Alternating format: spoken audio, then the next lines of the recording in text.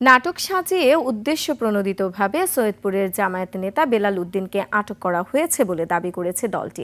ব্রিফিংয়ে জামায়াত বলছে, দেশের বিভিন্ন স্থানে জামায়াত ইসলামী ও ১১ দলীয় জোটের প্রার্থীদের সমর্থকদের উপর হামলা, অফিস ভাঙচুর করা হয়েছে। প্রশাসন একটি দলের প্রতি ঝুঁকে পড়েছে বলে অভিযোগ দলটির। শফিকুল ইসলামের রিপোর্টে বিস্তারিত।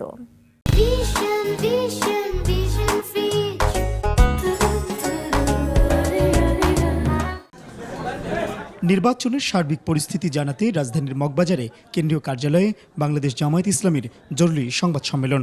এই প্রেস ব্রিফিংয়ে উপস্থিত আছেন এ সময় দলটির সহকারী সেক্রেটারি জেনারেল এহসানুল মাহবুব জুবায়ের বলেন, সৈয়দপুর বিমানবন্দরে ঠাকুরগাঁও জেলা জামায়াতের আমির বেলাল উদ্দিন প্রধানকে নাটক সাজিয়ে উদ্দেশ্যপ্রণোদিতভাবে আটক করা হয়েছে। একদল লোক ইন্টেনশনালি এই সমস্ত নাটক সাজানোর চেষ্টা করা হচ্ছে গিয়ে। একজন লোক কোনো ক্রিমিনাল অফেন্স করেন নাই, তিনি এখান বলেছেন তিনি একজন বয়স্ক লোক, সম্মানিত লোক, তিনি একজন দায়িত্বশীল ব্যক্তি।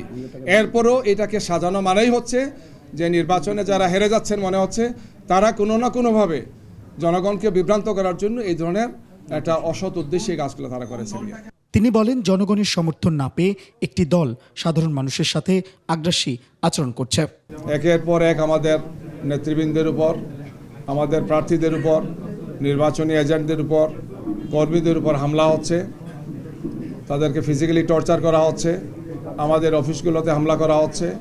একদল সন্ত্রাসী মনে হচ্ছে যে ভোটের এই পরিবেশকে নষ্ট করার জন্যে, শান্তিপূর্ণ সুন্দর পরিবেশকে নষ্ট করে একটি অস্থিতিশীল অবস্থা তৈরি করা এবং জনগণকে সুন্দর শান্তিপূর্ণভাবে যাতে তারা ভোট কেন্দ্রে আসতে না পারে, এই ধরনের একের পর এক ঘটনা তারা ঘটাচ্ছেন গিয়ে। বিভিন্ন ধরনের নাটক সাজিয়ে যদি নির্বাচনকে বানচাল করার চেষ্টা করা হয় তাহলে জনগণ এটাকে ছাড় দেবে না। জামায়াতের ভাবমূর্তি ক্ষুণ্ণ করার উদ্দেশ্যে বিভিন্ন অপতথ্য ছড়ানো হচ্ছে বলেও দাবি করেন জুবায়ের।